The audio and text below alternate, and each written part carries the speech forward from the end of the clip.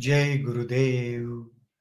सच्चे साधक के लिए एक अंतरंग वार्ता के अगले सत्र में मैं Swami Vaishampayan Art of Living Foundation से आप सबका बहुत बहुत स्वागत करता हूं। आज का ज्ञान पत्र पढ़ लेंगे, फिर उस पर चर्चा भी होगी। यह ज्ञान पत्र 8 फरवरी 2001 बेंगलोर आश्रम भारत में दिया गया। शीर्षक है लालसा ही दिव्यता है। लालसा ही दिव्यता है। सांसारिक वस्तुओं की लालसा तुम्हें जड़ बनाती है। अनंत की लालसा तुम्हें सजीवता से भर देती है। जब लालसा खत्म हो जाती है तब जड़ता आ जाती है, परंतु लालसा के साथ दर्द का भाव भी तो रहता है। दर्द से बचने के लिए तुम लालसा को पीछे ढकेलते हो। युक्ति यह है कि लालसा के दर्द को सहन करो और आगे बढ़ो। लालसा को निष्प्रभावित करने के उपाय ढूंढने की कोशिश मत करो। लालसा को छोटा मत करो, इसलिए इसे अंग्रेजी में लॉन्गिंग कहते हैं। सच्ची लालसा में स्वयं ही आनंद का स्फुरण होता है। इसलिए लालसा को प्राचीन काल में गाकर और कथा कहानियों सुनाकर सजीव रखा जाता था। सच्ची लालसा संबंधों से परे चली जाती है तब विवेचनाएं, द्वेष और सभी नकारात्मक भावनाएं खत्म हो जाती है। केवल बुद्धिमत्ता और आत्मज्ञान के द्वारा ही तुम संबंधों के परे जा सकते हो। लोग प्रायः यह समझते हैं कि ज्ञान लालसाहीन होता है। नहीं, ऐसा नहीं है। ऐसा ज्ञान सूखा होता है। सच्चे ज्ञान से उत्पन्न लालसा जीवन को रसमय बनाती है। ईश्वर निश्चय ही रसमय है।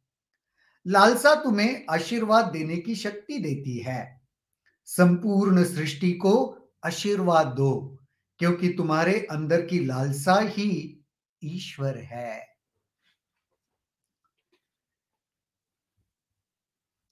लालसा, लॉन्गिंग जिसे अंग्रेजी में कहते हैं, एक उत्कंठा होती है ना, चाहत मिलने की। नहीं, एक लालसा। लालच थोड़ा नकारात्मक शब्द है, लालच नहीं कह सकते। लालसा का मतलब बहुत सुंदर, लॉन्गिंग, विरह, जैसे विरह का भाव है इसमें, है ना। तो यहाँ पे गुरुदेव बहुत सुंदर कहते हैं कि लालसा ही दिव्यता है। तुम्हारे भीतर जो वो जो तड़प है, तुम्हारे भीतर की वो जो उत्कंठा है, जो लॉन्गिंग है, वो दिव्यता है। अगर लालसा नहीं रहेगी, उत्कंठा नहीं रहेगी ना, तो जड़ो हो जाओगे।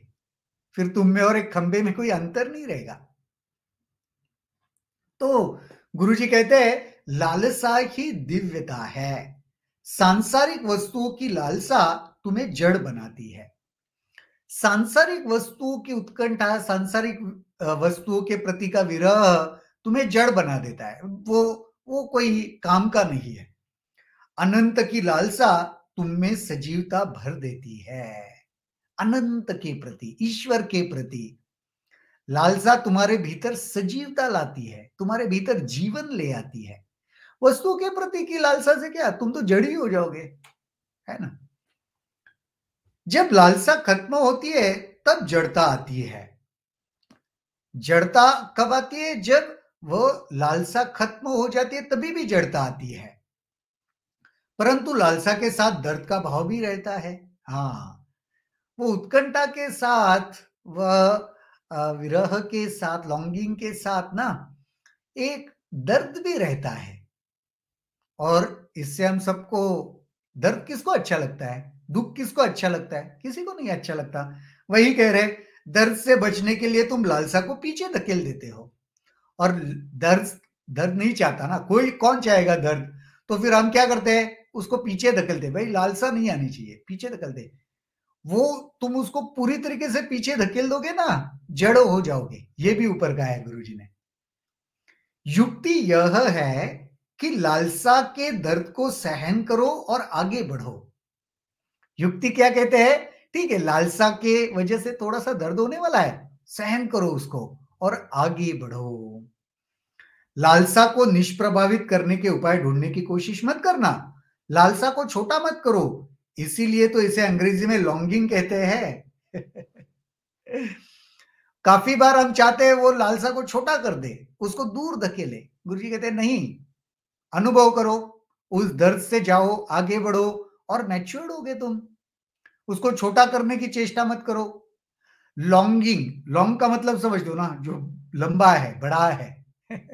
तो गुरुजी कहते हैं इसीलिए शायद उसको अंग्रेजी में लॉन्गिंग कहते हैं, वो लंबा। तो शॉर्टकट नहीं है ये। जो दर्द से तुम जो छुटकारा, डर के भाग रहे हो ना, उसमें कोई शॉर्टकट नहीं है। जीवन को बेहतर बनाना है तो सच्ची लालसा में स्वयं ही आनंद का स्फुरण होता है। जो सच्ची लालसा है ना, वो भीतर से ही आनंद प्रस्फुरित होता है उसमें। इसलिए लालसा को प्राचीन काल में गाकर और कथा कहानियों सुनकर सजीव रखा जाता था। इसीलिए पहले जमाने में लालसाओं को गाकर कहानियों के माध्यम से हमेशा जीवित रखा जाता था, हमेशा जीवन में रखा जाता था, उद्युक्त करते थे। सच्ची लालसा संबंधों से परे चले जाती है, तब विवेचनाएं, द्वेष और सभी नकारात्मक भावनाएं तो खत्म हो जाती है। देखो, संबंधों के परे चली गई ना लालसा, तो फिर सब नकारात्मकता जीवन से खत्म। स्वाभाविक है, तुम अनंत के प्रति की लालसा, वो कोई संबंध नहीं है, तुम उसके परे चले गए ना। सब नकारात्मकता, द्वेष, विवेचनाएं, परेशानी आए, सब कुछ खत्म। केवल बुद्धिमत्ता और आत्मज्ञान के द्वारा ही तुम संबंधों के परे जा सकते हो। आत्मज्ञान के द्वारा, एक प्रखर बुद्धिमत्ता की मदद से ही तुम संबंधों के परे जा सकते हो, वरना वो लालसा संबंधों में उलझ के रह जाएगी। वो उत्कंठा, वो विरह संबंध में उलझ के रह जाएगा। लोग प्रायः समझते हैं कि ज्ञान लालसाहीन होता है। लोगों को ऐसे लगता है कि ज्ञान में ना ये कुछ उत्कंठा, लालसा, विरह ये कुछ नहीं होता। पर नहीं, गुरुजी कहते हैं जो सही सत्य है ना, जो ज्ञान है ना, शुद्ध ज्ञान, उसमें लालसा होती है। क्योंकि ज्ञान सूखा नहीं होता। लालसा विरह से क्या होता है पता है? रसमयता आती है। तो ये लालसा की वजह से ज्ञान, ज्ञान रूखा सूखा नहीं है, ज्ञान रसमय है और लालसा ही ज्ञान को रसमय बनाती है। सच्चे ज्ञान से उत्पन्न हुई लालसा जीवन को रसमय बनाती है। और सच्चा ज्ञान अगर है और उसमें से जो लालसा उत्पन्न हुई है, वो तो जीवन को रसमय ही बनाएगी। ईश्वर तो निश्चय ही रसमय है, इसमें कोई शक नहीं है, कोई संदेह नहीं है। ईश्वर तो रसमय है, परिपूर्ण है। रूखे सूखे है क्या ईश्वर? नहीं, ईश्वर रूखे सूखे नहीं है, ईश्वर रसमय और परिपूर्ण है। लालसा तुम्हें आशीर्वाद देने की शक्ति देती है। उसके वजह से तुम्हें क्या प्राप्त होता है? आशीर्वाद देने की शक्ति मिलती है। संपूर्ण सृष्टि को आशीर्वाद दो, क्योंकि तुम्हारे अंदर की लालसा ही ईश्वर है। संपूर्ण सृष्टि को आशीर्वाद दो। ये जो लालसा है, ये जो विरह है, वही तो ईश्वर है। वो ज्ञान ही तो है, वही तो ईश्वर है। तो भरपूर आशीर्वाद दो, पूरे सृष्टि को आशीर्वाद दो। तो लालसा होना, वो उत्कंठा होना, वो विरह होना, ये दिव्यता ही है। उसको नकारात्मक लेबल मत लगाओ, अरे ये नहीं होना चाहिए, विरह नहीं होना चाहिए, उत्कंठा नहीं होना चाहिए। नहीं, वो नहीं है, बल्कि लालसा तो दिव्यता ही है। ओके, तो बहुत बढ़िया यह ज्ञान पत्र था। इससे जुड़े हुए अगर कोई भी प्रश्न आपके मन में उठते हैं तो जरूर इसे कमेंट सेक्शन में लिखिए, उसके ऊपर हम चर्चा करेंगे। और इस ज्ञान पत्र से आपको कुछ रियलाइजेशंस होते हैं, वो भी आप जरूर कमेंट सेक्शन में लिखिए।